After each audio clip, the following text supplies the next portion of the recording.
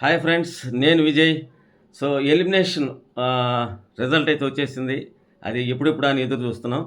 So నాకైతే unfair అనిపించింది. ఎందుకంటే అసలు హౌస్‌లో అసలు ఆటే ఆడకుండా ఉట్టిట్టి మాటలు చెప్పుకుంటూ తిరుగుతూ ఉన్న వాళ్ళని సేవ్ చేసి, ఆ కాస్త కోస్తో కాస్త నవ్విస్తూ ఉన్నటువంటి వ్యక్తిని ఎలిమినేట్ చేయడం అనేది అన్‌ఫెయిర్ అనిపించింది నాకైతే టోటల్‌గా.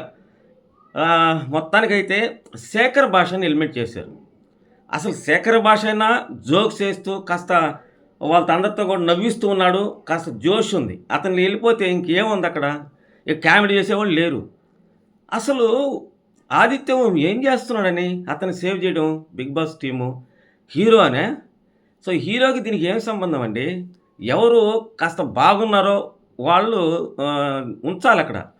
పైపిచ్చు అతని భార్య ప్రెగ్నెంటు.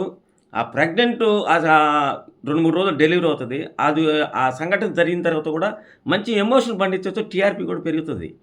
కానీ ఎందుకో 'బిగ్ బాస్' వాళ్ళు మరి మొత్తానికైతే శేఖర్ భాషని ఎలిమినేట్ చేశారు. ఇది నాకైతే అన్‌ఫెయిర్ అనిపించింది. మీకేమనిపించిందో ఖచ్చితంగా కామెంట్ చేయండి.